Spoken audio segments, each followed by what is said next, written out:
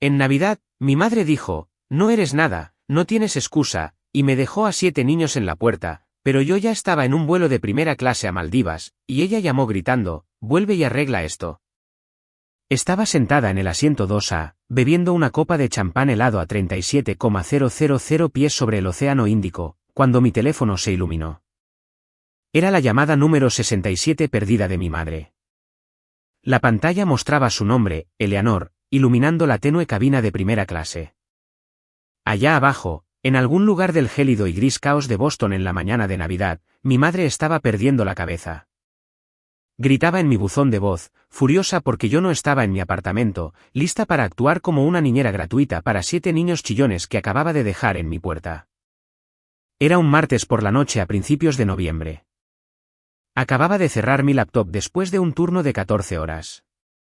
Tengo 33 años y trabajo como analista senior de riesgo financiero en Boston.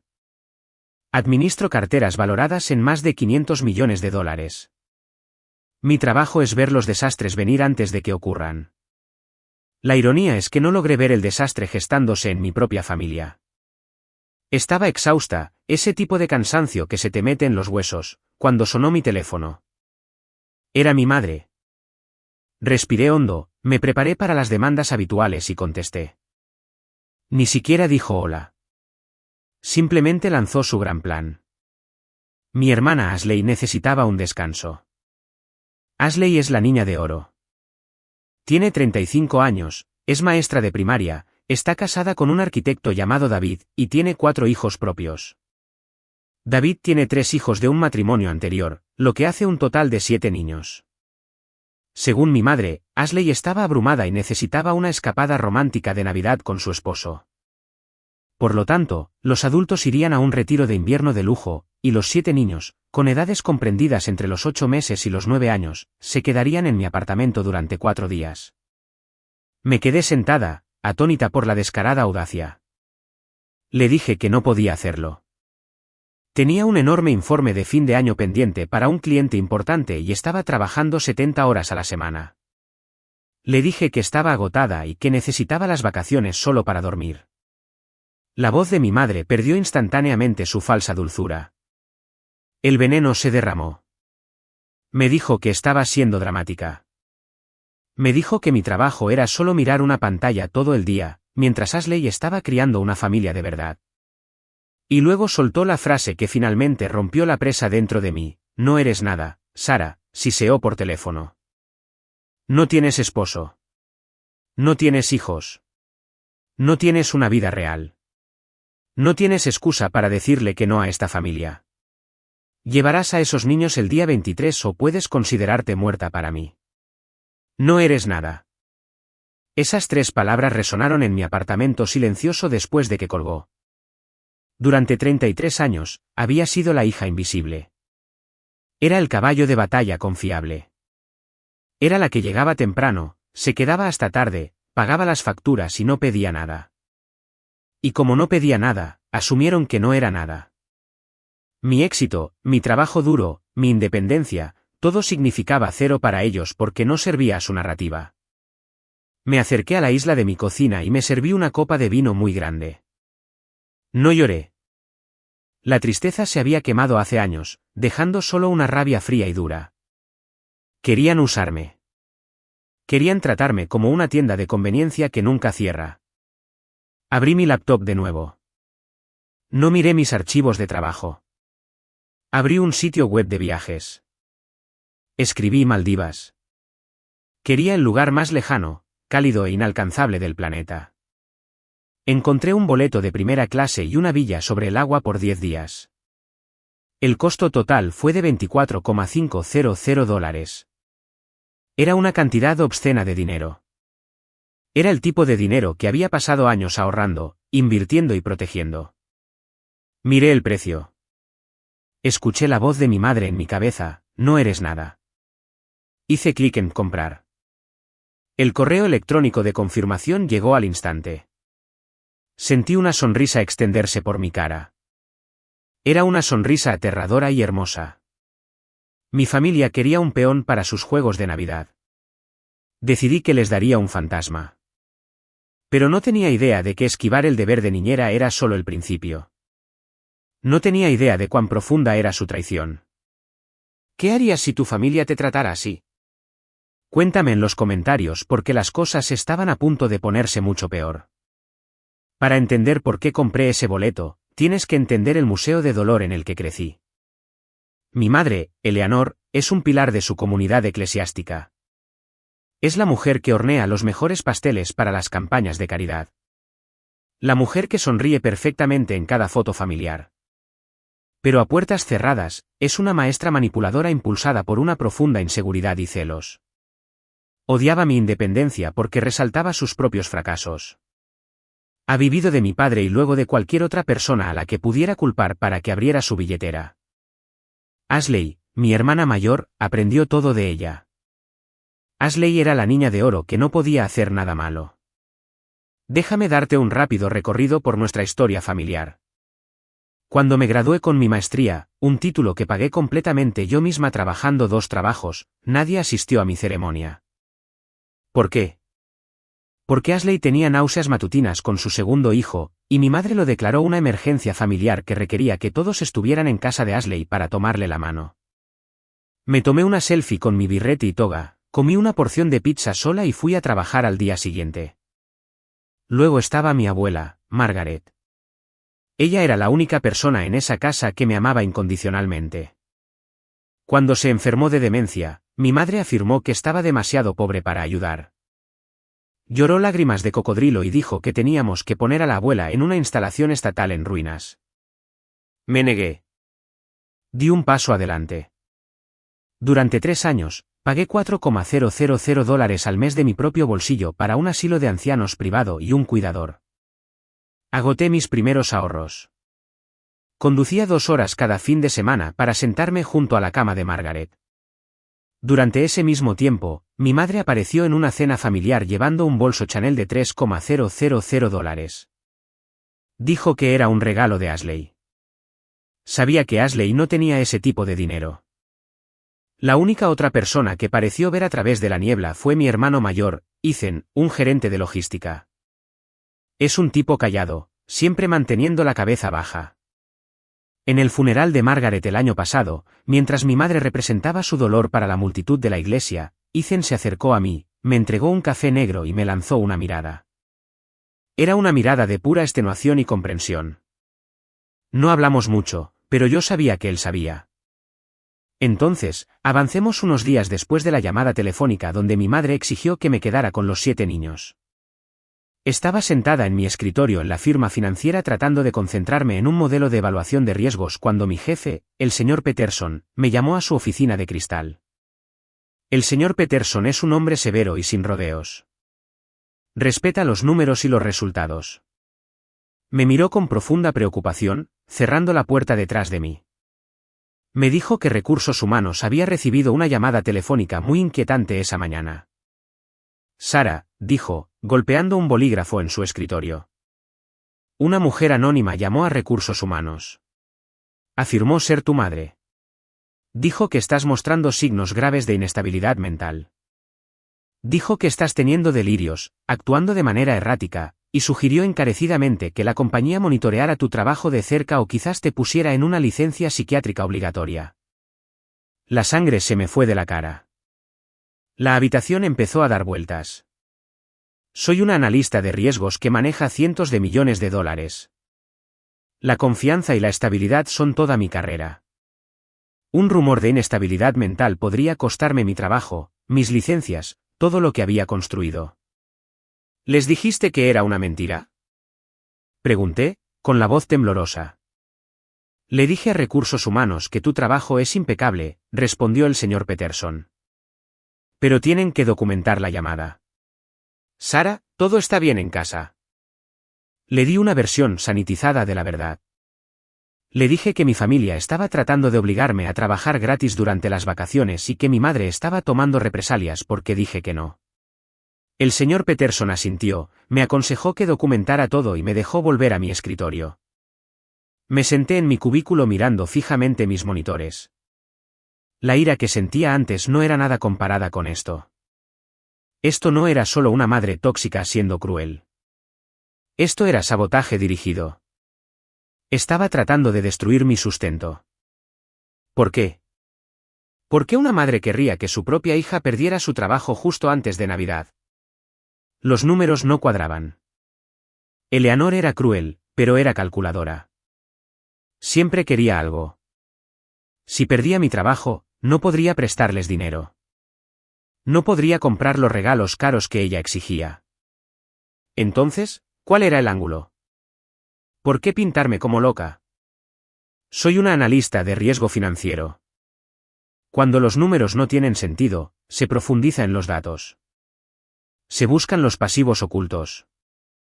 Me di cuenta de que había estado tratando a mi familia como un problema emocional cuando debería haberlos tratado como una corporación fraudulenta. Me tomé el resto de la tarde libre. Fui a casa, preparé una cafetera fuerte y abrí mi laptop. Iba a realizar una auditoría completa de mi propia vida.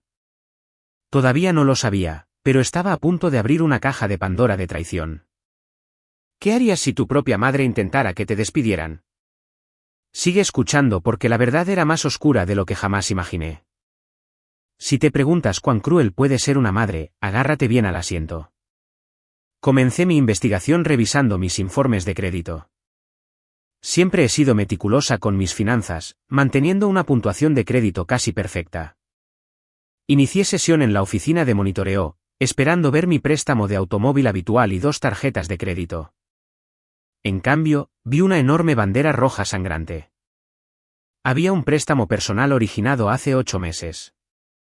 El saldo era de $75,000. Fue tomado a mi nombre usando mi número de seguro social. La dirección de facturación era la casa de mi madre. Miré la pantalla, mi visión borrosa, $75,000. Los pagos mensuales se estaban realizando, pero apenas cubrían los intereses. Profundicé más. Llamé a la institución crediticia y navegué por el departamento de fraude. Usando mi verificación de identidad, obtuve los registros de desembolso. El monto del préstamo no había ido a la cuenta bancaria de mi madre. Había sido transferido directamente a una cuenta conjunta propiedad de Ashley y David. Mi madre había cometido un delito grave. Robó mi identidad para obtener un préstamo masivo y pagar las deudas de mi hermana de oro. Y lo estaba haciendo mientras me llamaba inútil y trataba de que me despidieran. Pero de nuevo, la analista en mí hizo una pausa. ¿Por qué llamar a mi empleador y decir que estaba mentalmente inestable? Si pierdo mi trabajo, no puedo prestarles dinero. Si dejan de hacer pagos en este préstamo fraudulento, mi crédito se desploma. Pero el banco eventualmente buscará a la persona que firmó los documentos. Había una pieza faltante, algo lo suficientemente grande como para que hacerme parecer legalmente incompetente fuera un paso necesario. Pensé en mi abuela, Margaret. Ella falleció hace 10 meses. Su patrimonio supuestamente se había resuelto rápidamente. Mi madre les dijo a todos que Margaret murió sin dinero, que el asilo de ancianos se llevó todo, y que la vieja casa del lago tuvo que venderse para cubrir deudas médicas pendientes. Yo había estado demasiado afligida y demasiado ocupada trabajando para cuestionarlo. Tomé mi teléfono y llamé a una abogada. No cualquier abogada, sino Vesper. Vesper es una abogada astuta y despiadada especializada en derecho fiduciario y fraude. Una colega me la recomendó. Me senté en su oficina del centro a la mañana siguiente, exponiendo el informe de crédito y el sabotaje de recursos humanos. Vesper escuchó, tomando notas con una pluma fuente plateada. Tu madre está construyendo una narrativa, dijo Vesper con suavidad. Si intentas denunciar el fraude, ella señalará la queja de recursos humanos y dirá que eres paranoica y que no estás bien mentalmente. Pero estoy de acuerdo contigo. Hay un activo más grande en juego. Vesper hizo algunas llamadas. Accedió a los registros de sucesiones del condado. 10 minutos después, giró su monitor hacia mí. Tu abuela no murió sin dinero, Sara, dijo Vesper en voz baja. Miré el documento. Era el testamento verdadero y sin editar de Margaret. Mi madre le había mentido a toda la familia. La casa del lago no se había vendido para pagar deudas. Margaret había transferido la escritura de la casa del lago, valorada en $1,50 millones, íntegramente a mí. Pero eso no fue todo. Había un fondo fiduciario privado que contenía $350,000 en efectivo y valores también dejado completamente a mí. Margaret había desheredado explícitamente a mi madre. Me senté en la silla de cuero tratando de respirar.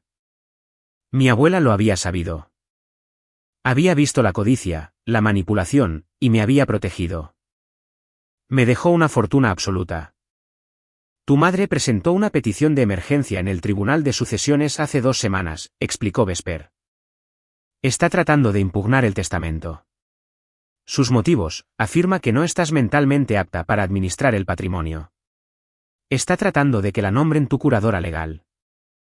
Todo encajó. El horror me invadió como agua helada. La llamada telefónica a Recursos Humanos no fue solo rencor. Fue una recopilación de pruebas. Estaba tratando de construir un rastro documental para demostrarle a un juez que estaba sufriendo un colapso mental. Si lo lograba, tomaría el control de la casa de $1,50 millones, el fideicomiso de $350,000, y encubriría el fraude del préstamo de $75,000 para siempre. Y el cuidado de niños, dejándome a 7 niños durante 4 días, justo antes de una fecha límite de trabajo masiva. Fue diseñado para hacerme estallar. Me quería exhausta, estresada y gritando. Probablemente planeó llamar a la policía para una verificación de bienestar mientras yo estaba teniendo un ataque de pánico rodeada de niños pequeños gritando, solo para que quedara registrado en el informe policial que era inestable. Fue una clase magistral de guerra psicológica. Miré a Vesper. Puede ganar. No contra mí, Vesper sonrió, mostrando los dientes. El testamento es inquebrantable, pero si atacamos ahora, ella esconderá el dinero que robó. Necesitamos dejarla pensar que su plan está funcionando mientras aseguramos tus activos y reunimos pruebas innegables. Salí de la oficina de Vesper sintiéndome como si flotara. Ya no era una víctima. Era una millonaria y me iba a la guerra. Mi madre pensó que estaba jugando al ajedrez, pero no se dio cuenta de que yo acababa de voltear el tablero. El plan comenzó en ese mismo instante. Iba a sonreír. Iba a sentir. E iba a dejar que cayeran directamente en una trampa que ellos mismos construyeron. Lo primero que hice fue convertir mi apartamento en una fortaleza. Contraté a una empresa de seguridad privada para instalar 4 cámaras ocultas. Una apuntando a la puerta principal, una en el pasillo, una en la sala de estar y una en la cocina. Grababan vídeo de alta definición y audio nítido transmitido directamente a un servidor seguro en la nube al que podía acceder desde cualquier parte del mundo, específicamente desde una playa en las Maldivas. El siguiente paso fue encontrar un informante. Necesitaba a alguien que conociera los movimientos diarios de la familia. Necesitaba a mi hermano, Ethan. Le envié un mensaje de texto para que me encontrara en un restaurante de mala muerte en las afueras de la ciudad, lejos de cualquier lugar al que mi madre o mi hermana fueran. Entró con aspecto de no haber dormido en una semana. Tenía los hombros caídos, los ojos pesados. Se deslizó en la cabina frente a mí y pidió café solo. No perdí el tiempo. Deslicé una carpeta de Manila por la mesa. Contenía una copia del préstamo fraudulento de $75,000, la queja de Recursos Humanos y los documentos judiciales de sucesión del patrimonio de Margaret. Ethan abrió la carpeta. Leyó los documentos lentamente. No jadeó. No gritó. Solo dejó escapar un largo y áspero suspiro, frotándose las sienes. Siempre supe que era tóxica, dijo, con la voz apenas un susurro. Pero no sabía que era una criminal. Necesito saber si estás conmigo, Ethan, dije, inclinándome hacia adelante. Porque estoy a punto de reducir a cenizas a esta familia, y necesito saber si estás en la zona de explosión. Me miró, y por primera vez en años, vi verdadera ira en los ojos de mi hermano. Se metió la mano en el bolsillo de la chaqueta y sacó su teléfono. Lo desbloqueó y me lo empujó por la mesa. ¿Crees que eres la única a la que ha estado desangrando?, preguntó amargamente. Miré la pantalla. Era una foto de un cuaderno manuscrito. Las páginas estaban llenas de columnas de números y fechas limpias y precisas. ¿Qué es esto?, pregunté. Lo encontré en su oficina en casa cuando estaba arreglando su enrutador el mes pasado, explicó Ethan. Lo llamo el libro de deudas. Ha estado llevando un registro de cada centavo que ha gastado en nosotros desde que teníamos 5 años. Comestibles, útiles escolares, regalos de cumpleaños, abrigos de invierno. Calculó los intereses. Sara, ella ve nuestra infancia como un préstamo financiero que nos vimos obligados a aceptar y ahora está cobrando. Hice zoom en la imagen. Debajo de mi nombre, el total circulado en rojo era de $142,000.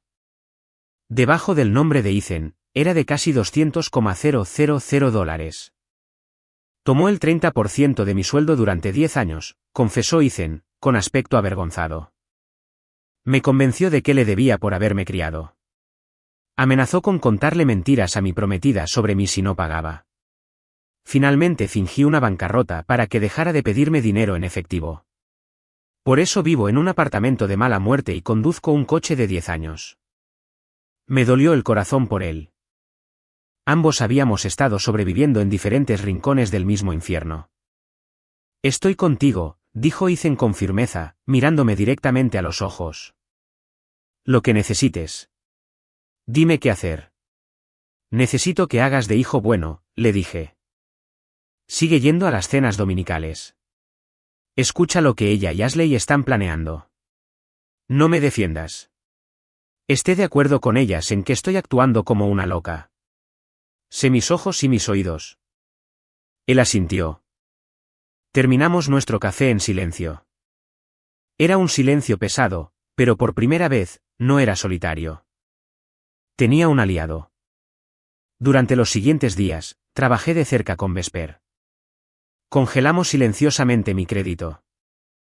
Movimos mis ahorros personales a cuentas de alta seguridad que no podían ser tocadas por ningún intento de tutela. Vesper presentó una contrapetición en el Tribunal de Sucesiones, asegurando la escritura de la Casa del Lago y bloqueando el fondo fiduciario firmemente detrás de muros legales. Mi madre no sabría que su tutela había fracasado hasta que el tribunal le notificara después de las vacaciones. Mientras tanto, yo tenía un papel que desempeñar. Tenía que ser la víctima perfecta y complaciente.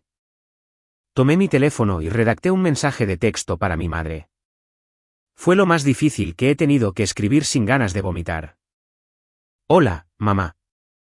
Tienes razón. Estoy soltera. Soy libre y la familia es lo más importante. Cuidaré a los niños durante los 4 días. Déjalos a las 9 de la mañana el día 23. Siento haber sido difícil. Su respuesta llegó en 3 minutos. Sabía que entrarías en razón, Sara. Esto es lo que hace la familia. Asegúrate de tener suficientes refrigerios saludables. Ashley es muy particular con su dieta. Nos vemos el 23. Me quedé mirando el mensaje y me reía a carcajadas en mi apartamento vacío. Pensó que había ganado. Pensó que me había acorralado con éxito, me había agotado y había preparado el escenario para su gran robo. No tenía idea de que estaba caminando directamente hacia una trampa de titanio. Iba a declararme en bancarrota de esta familia, y la tasa de interés de mi venganza iba a ser astronómica. La semana antes de Navidad fue una clase magistral de ironía. Todos los días, mi madre y Ashley inundaban el chat grupal familiar. Hablaban de lo emocionadas que estaban por el retiro de invierno solo para adultos. Hablaban de catas de vino, días de spa y reconexión. Ashley publicó memes pasivo-agresivos en Facebook sobre cómo se necesita una aldea para criar hijos y lo bendecida que era por tener una familia que se esforzaba. Mientras ellas publicaban citas sobre la unidad familiar, yo estaba sentada en mi sala de estar empacando gafas de sol de diseñador y vestidos de seda en una maleta. Recibí un mensaje de texto de Ethan en una aplicación de mensajería segura que habíamos descargado. Acabo de cenar en casa de mamá, decía su mensaje. Necesitas saber esto.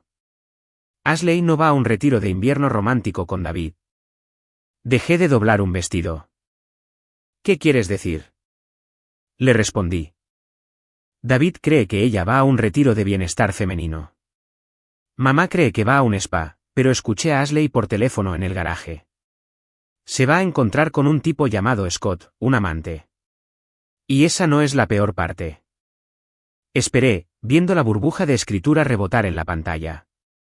Está llevando a Scott, que es un anticuario, a la casa del lago de Margaret. Tienen las llaves. Planean cargar en secreto todos los muebles antiguos, los juegos de plata y las pinturas vintage, y venderlos en el mercado negro. Mamá lo sabe. Están dividiendo el dinero para ayudar a pagar las deudas ocultas de las tarjetas de crédito de Ashley antes de que David se entere. Estiman que las cosas valen $150,000. Tuve que sentarme en mi cama. La pura y descarada maldad me dejó sin aliento. No solo estaban tratando de robar mi casa y mi dinero. Estaban usando mi apartamento como guardería gratuita para que Ashley pudiera engañar a su esposo, conducir hasta mi propiedad legalmente poseída y robar a ciegas la casa de mi abuela muerta. Y mi madre, la santa de la iglesia, estaba orquestando todo para obtener una parte de los bienes robados. Esto ya no era solo un drama familiar. Esto era una conspiración criminal. Inmediatamente reenvié la información de Ethan a Vesper. En una hora, Vesper había contratado a un equipo de seguridad privado para que acampara en el bosque cerca de la casa del lago. Si Ashley y su amante aparecían para robar las antigüedades, se encontrarían con guardias armados, cámaras de alta definición y una llamada inmediata a la policía estatal por robo con allanamiento de morada. Todo estaba listo. Las fichas de dominó estaban alineadas. Era la noche del 22 de diciembre. El vuelo a las Maldivas estaba programado para las 6 de la mañana. Mis maletas estaban empacadas y esperando junto a la puerta. Había cerrado la válvula principal de agua del apartamento para evitar cualquier inundación accidental mientras yo no estuviera. Había vaciado la nevera. Apagué los interruptores de circuito de todo excepto las cámaras de seguridad y el router de internet. El apartamento estaba tan muerto y silencioso como una tumba. Me estaba sirviendo una última copa de vino, saboreando el silencio cuando la aplicación de seguridad de mi teléfono zumbó.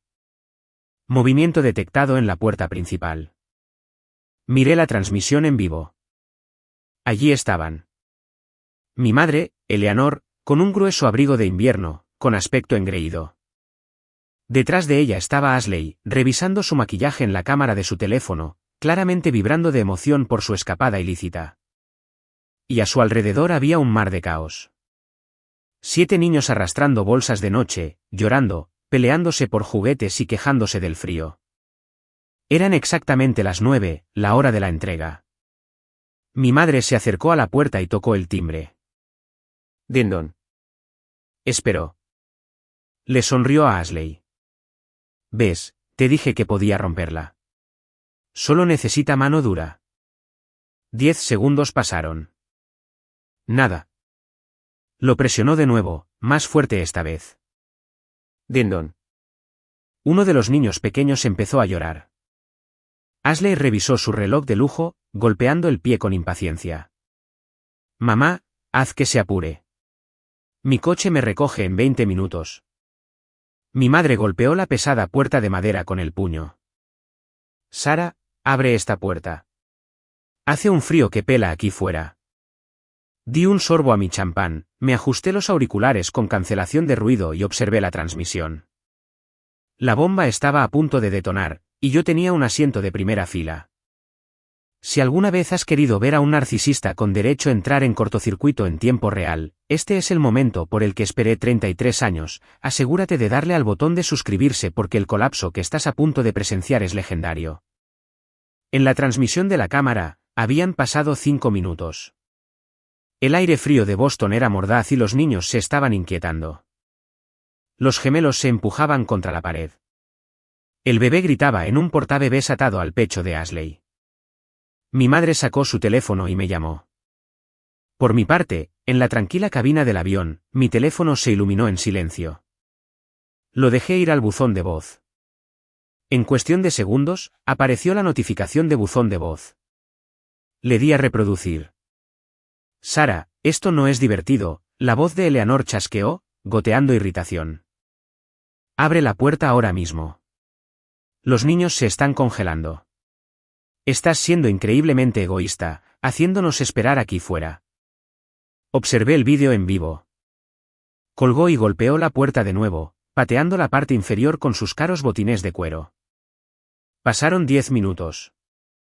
Ashley estaba empezando a entrar en pánico. Sacó su teléfono y empezó a caminar de un lado a otro. Mamá, Scott va a estar en el punto de encuentro en 10 minutos. Si no me voy ahora, vamos a perder la oportunidad de encontrarnos con el comprador en la casa del lago. Eleanor la calló agresivamente, mirando alrededor del pasillo vacío. Baja la voz, idiota. Probablemente solo esté en la ducha. Intenta llamarla de nuevo. Ashley llamó. La ignoré.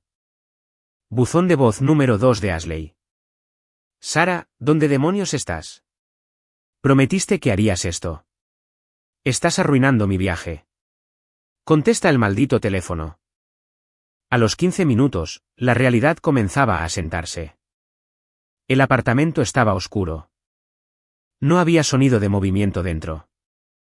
Los niños estaban completamente fuera de control ahora, llorando y quejándose por refrigerios y calor. El rostro de Eleanor pasó de la irritación a una rabia pura y desquiciada. Volvió a marcar. Buzón de voz número 3. Escúchame, mocosa inútil. Sé que estás ahí.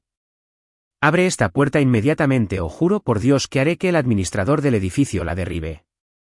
No le haces esto a la familia.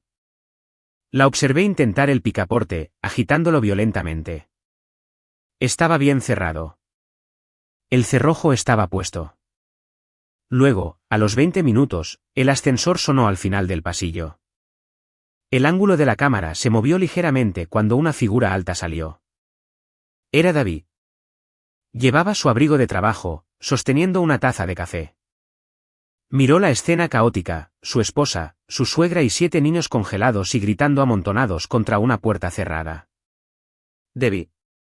Ashley jadeó, su rostro perdiendo el color. ¿Qué? ¿Qué haces aquí? Se supone que debes estar en la inspección del sitio. David caminó lentamente por el pasillo. No miró a su esposa. No miró a Eleanor. Caminó directamente hacia la puerta y miró directamente al pequeño domo negro de la cámara oculta montada en la esquina del techo. La misma cámara que yo le había señalado sutilmente la noche anterior. Se quedó mirando la lente durante 3 largos segundos. Sabía que yo estaba mirando. Sabía que yo había orquestado esto. Luego se volvió hacia Ashley. Su voz era aterradoramente tranquila. Sara no está aquí, Ashley, dijo David. Dijo que se fue temprano esta mañana con una maleta. A Eleanor se le cayó la mandíbula. ¿Qué? Eso es imposible. Ella acordó cuidar a los niños. Ella mintió, dijo David, sus ojos finalmente fijos en su esposa. Así como tú mentiste sobre el retiro de bienestar. Dime, Ashley, ¿quién es Scott? ¿Y por qué acabo de encontrar un mensaje de texto en tu iPad confirmando una cita en la casa del lago de Margaret? El silencio absoluto que cayó sobre el pasillo fue ensordecedor. Incluso los niños dejaron de llorar por un segundo, sintiendo el enorme cambio de gravedad. Ashley retrocedió, agarrando el portabebés, su boca abriéndose y cerrándose como un pez. Eleanor intentó intervenir. David, escúchame. Hay una explicación perfectamente razonable. Cállate, Eleanor, David espetó con un tono duro y autoritario que nunca le había escuchado usar antes. Ya terminaste de manipular a mi familia. Me llevo a mis 3 hijos y me voy a casa. Ashley, puedes averiguar qué hacer con el resto de ellos y no te molestes en volver a casa. Estoy cambiando las cerraduras. Recogió a sus 3 hijos mayores, se dio la vuelta y regresó al ascensor. Detuve la transmisión. Respiré hondo, dejando que el dulce y frío aire de la cabina de primera clase llenara mis pulmones. Las fichas de dominó estaban cayendo perfectamente, pero mi madre no había terminado. Los animales acorralados son los más peligrosos. Durante la siguiente hora, me dejó 20 mensajes de voz más amenazando con destruir mi vida, amenazando con llamar a mi jefe, amenazando con llamar a la policía. Y lo hizo. De hecho, llamó a la policía para denunciarme como desaparecida y suicida. Si has llegado hasta aquí en la historia y te encanta ver cómo esta familia tóxica recibe exactamente lo que se merece, deja un comentario abajo diciendo, estoy ganando. Ese es nuestro código secreto. Me dice que eres un verdadero superviviente que ama la justicia. Daré me gusta y responderé a cada comentario que diga, estoy ganando. Sigue mirando porque la llamada de mi madre a la policía fue el peor error que pudo haber cometido. Las Maldivas estaban a punto de ponerse muy interesantes. Las Maldivas es un lugar que se siente completamente desconectado del mundo real. El agua es un tono de azul que desafía la descripción simple, cambiando de turquesa pálido a zafiro profundo a medida que el sol se mueve por el cielo. El aire huele a sal y jazmín en flor, pesado y cálido. Estaba sentada en la amplia terraza de madera de mi villa privada sobre el agua, vistiendo una bata de seda, observando una enorme tortuga marina deslizarse por el agua cristalina justo debajo de mis paneles de suelo de cristal. Era una imagen de paz perfecta e intacta. Mi teléfono, descansando sobre la mesa de teca pulida, era un portal al infierno. Me conecté al wifi de alta velocidad del complejo y las notificaciones inundaron la pantalla como una avalancha digital. Había 89 llamadas perdidas. La mayoría eran de mi madre, Eleanor, y de mi hermana, Ashley. Algunas eran de números que no reconocía en absoluto. Mi buzón de voz estaba lleno hasta su máxima capacidad. Los mensajes de texto eran un borrón continuo de amenazas, insultos y puro pánico. Iban desde exigencias de que regresara inmediatamente hasta viciosos insultos que harían sonrojar a un marinero. Los ignoré todos. Estaba ocupada bebiendo un batido de mango fresco y sintiendo el sol tropical calentar mi piel. Entonces el teléfono sonó en mi mano. Era una llamada internacional, pero el identificador de llamadas mostraba un código de área de Boston. No era un número que reconociera. Respiré hondo, me centré y deslicé el botón verde para contestar. Hola, ¿es Sara? Preguntó una voz masculina profunda y profesional. Hablando, respondí con suavidad. Soy el oficial Davis del Departamento de Policía de Boston. Recibimos una llamada de emergencia solicitando una verificación de bienestar en su residencia. Una mujer que dice ser su madre, Eleanor, la reportó como desaparecida. Afirmó que usted ha estado sufriendo episodios graves de salud mental, que tiene delirios y que tiene motivos para creer que podría ser un peligro para usted misma. Dijo que usted desapareció de su apartamento, dejando todas sus pertenencias atrás, y que ella teme por su vida. Sentí un nudo frío y duro formarse en mi estómago. Realmente lo estaba haciendo. Estaba sentando las bases para su tutela tratando de obtener un informe policial que me documentara como un riesgo suicida y delirante. Si no contestaba este teléfono, habrían allanado mi apartamento, lo habrían encontrado vacío y habrían presentado un informe de persona desaparecida con una advertencia de salud mental permanentemente adjunta a mi nombre. Oficial Davis, dije, manteniendo mi voz firme, tranquila y completamente racional. Aprecio su preocupación y la rápida respuesta del departamento, pero le aseguro que no estoy desaparecida y gozo de perfecta salud mental. Actualmente estoy de vacaciones internacionales previamente planificadas. Señora, su madre sonaba frenética.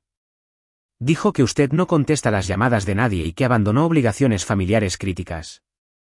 Me negué a actuar como niñera gratuita para los 7 hijos de mi hermana, lo corregí, y mi madre está utilizando los servicios de emergencia para acosarme porque está furiosa de que no cumplí con sus demandas. Oficial, ¿tiene un smartphone emitido por el departamento? Sí, señora, lo tengo en la mano ahora mismo. Voy a colgar e iniciaré inmediatamente una videollamada a este mismo número. Quiero que vea exactamente dónde estoy y en qué condiciones me encuentro. Terminé la llamada de voz. Cambié a una aplicación de videollamadas y volví a marcar el número. El oficial Davis respondió. Su rostro apareció en mi pantalla. Estaba sentado en un coche patrulla, envuelto en un grueso abrigo de invierno, con las calles grises, nevadas y miserables de Boston visibles a través de su ventanilla. Volteé mi cámara. Le mostré la extensa terraza bañada por el sol de la villa. Recorrí con la cámara el interminable océano Índico. Volví a mi cara, mostrándole mi comportamiento tranquilo, mi bata de seda, la fruta tropical en mi mesa y el vaso de agua helada en mi mano. Esto parece el lugar de una mujer que está sufriendo un colapso mental, oficial. Pregunté suavemente. El oficial Davis miró la pantalla. Dejó escapar un largo y pesado suspiro, el tipo exacto de suspiro que un policía experimentado exhala cuando se da cuenta de que ha sido arrastrado a una disputa familiar tóxica. No, señora. Parece que está de muy buenas vacaciones. Así es, dije. Y necesito informarle que mi madre está intentando estafarme. Recientemente robó mi identidad para obtener un préstamo de $75,000. Está fabricando esta historia sobre mi salud mental para cubrir sus huellas y construir una narrativa falsa para el Tribunal de Sucesiones. Ya he contratado asesoramiento legal. Le sugiero encarecidamente que no desperdicie más recursos de los contribuyentes en sus informes falsos. ¿Entendido, Sarah? Cerraré el caso y anotaré el acoso. Disfrute de su viaje. Colgó. Dejé el teléfono y sonreí. Acababa de convertir su arma definitiva en un escudo. 10 minutos después, llegó un mensaje de texto de Ethan a través de nuestra aplicación encriptada. No creerás lo que acaba de pasar, escribió Ethan. Estoy en casa de mamá ahora mismo. 2 agentes de policía acaban de presentarse en su puerta. No parecían contentos. Le dijeron que presentar una denuncia falsa de persona desaparecida y hacer un uso indebido de los servicios de emergencia es un delito grave. Le advirtieron que si los volvía a llamar con respecto a tu salud mental, le impondrían una citación o la arrestarían por acoso. Me reí a carcajadas. El sonido resonó en el agua vacía, mezclándose con el sonido de las suaves olas. Ethan envió otro mensaje de texto. Mamá está perdiendo la cabeza. Lanzó un jarrón de cerámica contra la pared y lo hizo pedazos. Grita que eres una bruja malvada que ha manipulado al departamento de policía. Está paseando por la sala, mordiéndose las uñas. No tiene idea de qué hacer a continuación porque toda su narrativa acaba de colapsar. Ashley está llorando en el sofá porque perdió su cita con su chico. Las paredes se les estaban cerrando. Eleanor siempre había confiado en controlar la narrativa. Ella era la madre dulce y preocupada, y yo era la hija difícil y loca.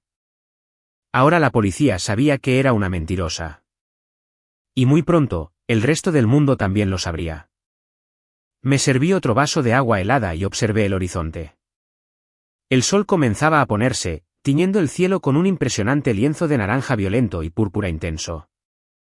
Mañana era Nochebuena, el día de dar, y me quedaban muchos regalos por entregar. La mañana siguiente, Nochebuena, las Maldivas prácticamente resplandecían. La humedad era suave, el aire tranquilo y pacífico.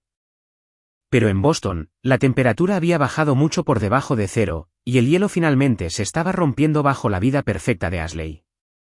Mi aplicación de mensajería encriptada sonó mientras desayunaba pasteles frescos y café solo. Esta vez no era Ethan. Era un archivo de audio reenviado desde una nueva dirección de correo electrónico temporal. El asunto era simplemente, gracias. Abrí el correo electrónico. Era de David. Pulsé reproducir en el archivo de audio. Era una grabación claramente tomada con un teléfono móvil metido en el bolsillo de una chaqueta. El audio estaba ligeramente amortiguado, pero era inconfundible. ¿Qué quieres decir con que te ibas? La voz de Ashley chilló a través del audio, haciendo eco en lo que parecía ser un vestíbulo de hotel hueco o un estacionamiento. Quiero decir, he terminado, Ashley, respondió una voz masculina. No era David. Era Scott, el anticuario. Sonaba completamente aterrorizado. Tu marido acaba de entrar en el bar del hotel. Lo sabe todo. Me dijo que la policía ya está vigilando la casa del lago por un posible robo. ¿Estás loca? No me dijiste que estábamos robando de un patrimonio que estaba bajo una disputa legal activa. Yo dirijo un negocio legítimo. No puedo estar involucrado en un robo grave. Es la casa de mi abuela. Son nuestras cosas, Ashley sollozó, su voz quebrándose de desesperación. Scott, por favor, no me dejes aquí. David me ha bloqueado las cuentas conjuntas esta mañana. Mis tarjetas de crédito están siendo rechazadas por todas partes. Necesito ese dinero en efectivo de las antigüedades. Necesitas un abogado, Scott respondió, sus pasos resonando mientras se alejaba. No vuelvas a contactarme nunca más. Luego hubo un largo y patético silencio en la grabación, seguido por el sonido de la voz firme y aterradoramente tranquila de David. ¿De verdad creíste que no me enteraría?, le preguntó David. Sara me lo advirtió, pero ni siquiera ella necesitó hacerlo. ¿Usaste el SV familiar, Ashley? El que tiene el rastreador GPS que instalamos cuando nuestro adolescente empezó a conducir. Seguí tu punto directamente a este hotel barato. David, por favor, puedo explicarlo, Ashley suplicó, su voz encogiéndose en un lastimoso gimoteo. Mi madre me obligó a hacerlo. Dijo que necesitábamos el dinero. Dijo que Sara nos estaba robando nuestra herencia y que teníamos que tomar lo que era nuestro. Acabo de pasar las últimas 2 horas al teléfono con un contable forense, dijo David, su tono más frío que el invierno de Boston. Sé sobre el préstamo de $70,000 que tu madre obtuvo a nombre de Sara. Sé que el dinero fue a una cuenta que me ocultaste para pagar tus deudas secretas de compras. Eres una ladrona, Ashley. Y eres una mentirosa. Soy tu esposa, gritó ella. Ya no, respondió David. Mi abogado presentó los papeles del divorcio hace 1 hora. Tengo la custodia de emergencia temporal de los niños. Puedes irte a vivir con tu madre. Ustedes dos se merecen. La grabación terminó. Me recosté en mi tumbona. Sentí una extraña mezcla de reivindicación y profunda tristeza. Ashley había cambiado un marido leal, una hermosa familia mixta y una vida cómoda por unos pocos miles de dólares en antigüedades robadas y una aventura sórdida. Y lo había hecho todo porque creía que era intocable, porque Eleanor le había enseñado que las reglas no se aplicaban a la niña de oro. Mi teléfono sonó, una llamada celular normal. Era Eleanor. Normalmente, la habría dejado ir al buzón de voz, pero hoy quería escuchar su voz. Quería escuchar el sonido de su imperio convirtiéndose en polvo. Contesté, la arruinaste. Eleanor gritó en el instante en que la línea se conectó. Estaba histérica, su respiración agitada y ruidosa en mi oído. Arruinaste la vida de tu hermana. David la echó. Sus hijos se han ido. Hiciste esto, monstruo pequeño, vengativo y malvado. La dejé gritar. Escuché las olas del océano lamiendo los pilotes de madera de mi villa. Esperé hasta que tuvo que hacer una pausa para respirar. ¿Terminaste?, pregunté en voz baja. Te demandaré, chilló. Te quitaré todo lo que tienes. La incriminaste. Manipulaste a David. Lo pusiste en contra de su propia esposa. Mamá, dije, mi voz bajando a un susurro bajo y letal. No obligué a Ashley a abrir las piernas a un hombre que no era su marido. No la obligué a intentar robar la casa del lago de Margaret. No falsifiqué mi propia firma en una solicitud de préstamo de $75,000. No hice nada más que irme de vacaciones tropicales. Estás destruyendo a esta familia, sollozó, tratando de pasar al papel de víctima, una estrategia que había usado con éxito durante décadas. No destruí nada, respondí. Simplemente encendí las luces y las cucarachas se dispersaron. Estás enojada porque finalmente tienes que vivir en la realidad que creaste. Nos debes, gritó, volviendo a su frase favorita y gastada. Después de todo lo que hice por ti, le debes a esta familia. No te debo nada, dije. Pero le debes al banco $75,000. Feliz Navidad, mamá. Colgué el teléfono y bloqueé su número. También bloqueé el número de Ashley. La purga estaba casi completa. Habían perdido su peón. Habían perdido su cobertura, y habían perdido su matrimonio dorado, pero la fachada social aún estaba intacta. Eleanor todavía tenía a sus amigos de la iglesia, sus juntas de caridad y su impecable imagen pública. Era hora de quitarle eso también. La mañana de Navidad llegó a las Maldivas con un espectacular amanecer. El cielo estaba pintado con brillantes pinceladas de oro, rosa y naranja vibrante. Pedí un enorme desayuno de servicio a la habitación, papaya fresca, huevos benedictinos y una tetera de té de salón premium. Llevaba un vestido de lino blanco, sintiéndome más ligera de lo que había estado en toda mi vida. Abrí mi laptop y me senté en el escritorio de teca frente al océano. Eran exactamente las 8 de la mañana en Boston. Las familias se estaban despertando, abriendo regalos, bebiendo chocolate caliente y reuniéndose alrededor de cálidas chimeneas. Mi familia estaba viviendo actualmente una pesadilla de su propia creación. Pero quedaba una última ilusión por romper. La reputación de Eleanor. Durante décadas, mi madre había sobrevivido con la moneda de la percepción pública. Era la madre mártir, la devota feligresa, la mujer que sacrificaba todo por sus hijos ingratos. Usó esta imagen para obtener simpatía, pedir dinero prestado que nunca pagó y aislar socialmente a cualquiera que se atreviera a cuestionar su autoridad. Abrí mi cliente de correo electrónico. Creé un nuevo borrador. Pasé los siguientes 20 minutos añadiendo cuidadosamente direcciones de correo electrónico a la línea de copia oculta. Añadí a cada tía, tío y primo de nuestra familia extensa. Añadí a David. Añadí a Ethan. Luego fui más allá. Añadí al pastor principal de la iglesia de Eleanor. Añadí a los miembros de la junta de las 3 organizaciones benéficas locales para las que ella era voluntaria. Añadí a las mujeres de su almuerzo semanal del club de campo. Añadí a cada persona que alguna vez había mirado a mi madre y había visto a una santa. El asunto era simple, profesional y letal, la verdad sobre el patrimonio de Margaret y el fraude financiero de Eleanor. No escribí una diatriba emocional. No usé signos de exclamación. Escribí como la analista de riesgos senior que soy. Presenté los datos brutos a mis familiares y miembros de la comunidad. Comencé, ha llegado a mi conocimiento que mi madre Eleanor ha estado difundiendo narrativas falsas con respecto a mi salud mental, mi ausencia durante las vacaciones y el estado del patrimonio de mi difunta abuela Margaret. Escribo esto para proporcionar claridad documentada con hechos. Creé viñetas organizadas. Viñeta 1, el préstamo fraudulento. Adjunté los documentos bancarios escaneados que prueban que Eleanor usó mi número de seguro social para obtener un préstamo de $75,000. Incluí el número de ruta que muestra que los fondos se transfirieron a una cuenta perteneciente a Ashley. Viñeta 2, el patrimonio robado. Adjunté el testamento oficial certificado por el tribunal de Margaret que prueba que me dejó la casa del lago y el fideicomiso por completo. Adjunté el rechazo del Tribunal de Sucesiones a la desesperada tutela de emergencia de Eleanor, destacando su intento de robar los activos. Viñeta 3, el sabotaje corporativo. Adjunté una transcripción de la llamada telefónica anónima realizada al Departamento de Recursos Humanos de mi empleador.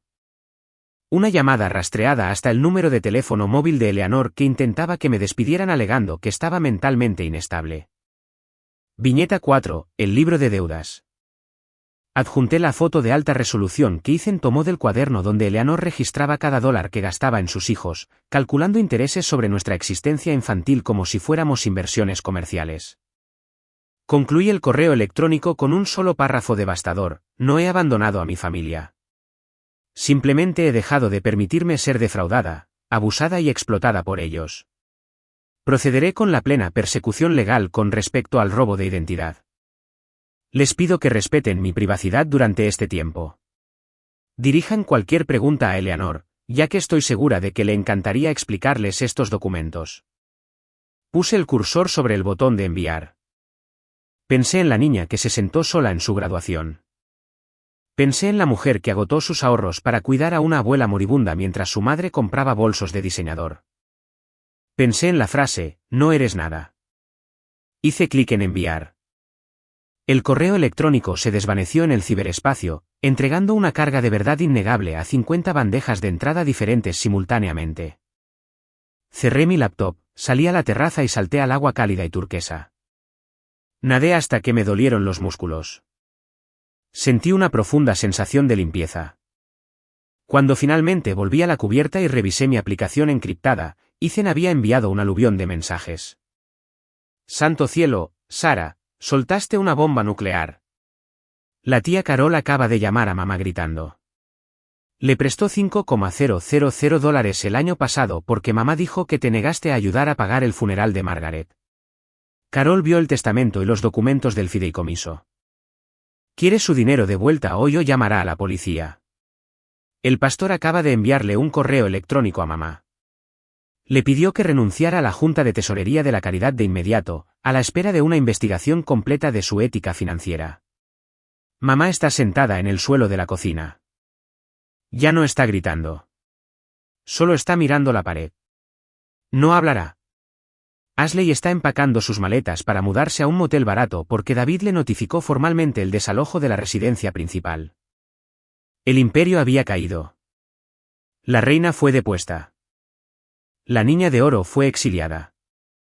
No le respondí a Ethan de inmediato. Simplemente me senté al sol dejando que el agua salada se secara en mi piel. Toda mi vida me habían dicho que yo era el problema. Pero la verdad es algo divertido. No le importan tus sentimientos y no le importa tu reputación cuidadosamente elaborada. Simplemente se queda ahí esperando la luz.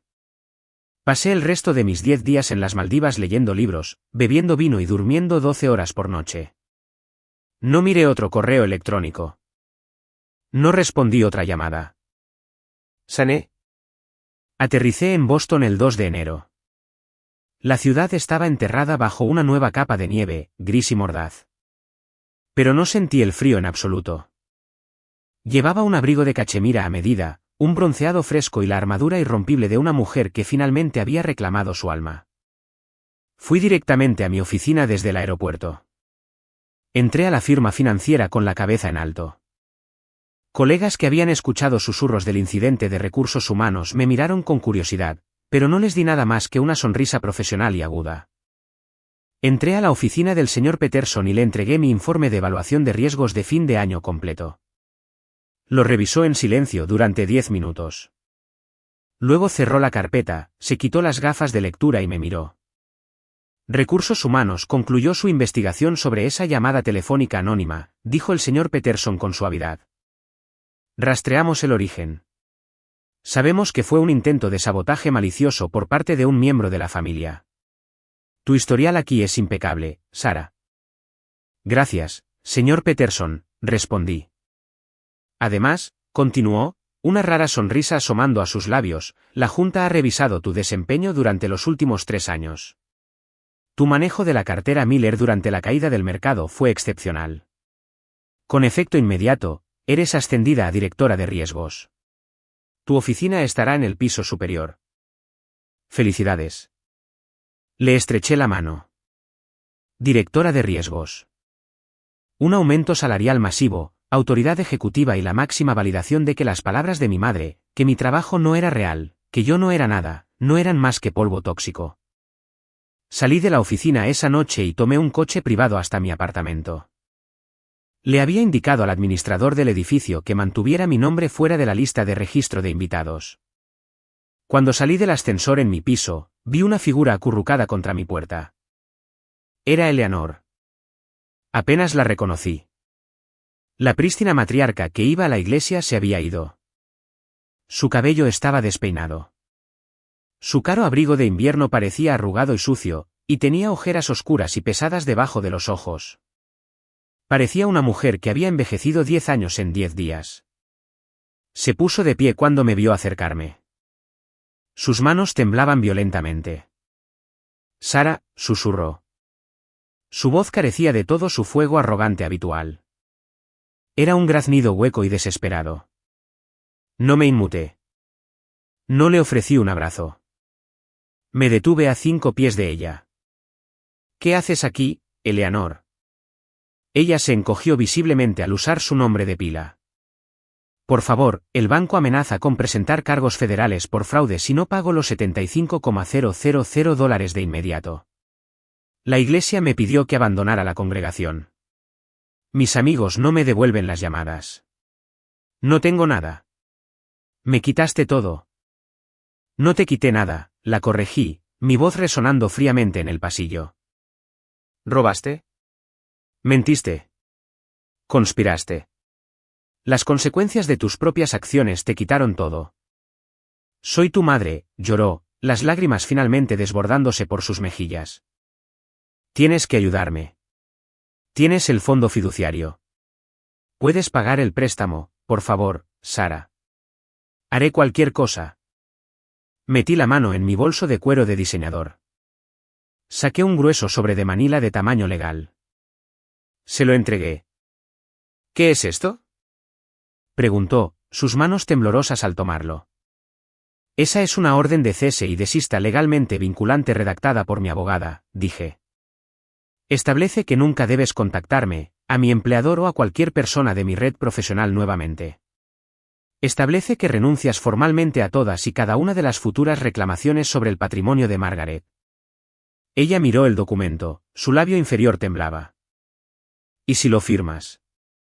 Si lo firmas, no presionaré al fiscal federal para que busque la pena máxima de prisión por el robo de identidad, dije con franqueza. Dejaré que el banco embargue tus salarios y confisque tus activos para recuperar su dinero. Serás pobre, Eleanor, pero no estarás en una celda. Ese es mi regalo de Navidad para ti. Soltó un sollozo miserable, aferrándose al papeleo contra su pecho. No le quedaba ninguna ventaja. No tenía ningún poder. Estaba completamente a mi merced, y sabía que no me quedaba ninguna para darle. ¿Por qué me odias tanto?, lloró. Hice lo mejor que pude para ser una buena madre. No, no lo hiciste, dije. Intentaste usarme. Hay una diferencia. Metí la mano en mi bolso una vez más. Saqué una sola hoja de papel envejecido doblada. Antes de que te vayas, dije, mi voz suavizándose solo una fracción, no por piedad, sino por finalidad absoluta. Encontré esto en la caja de seguridad de Margaret cuando Vesper transfirió los documentos del fideicomiso a mi nombre. Es una carta de la abuela. Creo que deberías leerla. Eleanor tomó el papel. Lo desdobló con dedos temblorosos. Yo había memorizado las palabras. Decía, Eleanor, sé que tomaste los $20,000 de la cuenta comercial de tu padre para pagar tu coche de lujo cuando él se estaba muriendo y necesitaba dinero para la cirugía. Sabía que fuiste tú. Nunca dije una palabra porque me avergonzaba haber criado a una ladrona. Por eso Sara lo obtiene todo. Porque es la hija que nunca mereciste ser. Vi los ojos de mi madre recorrer las líneas. Vi el último vestigio de su orgullo desintegrarse en polvo. La sangre se le fue de la cara, dejándola pálida, blanca como un fantasma.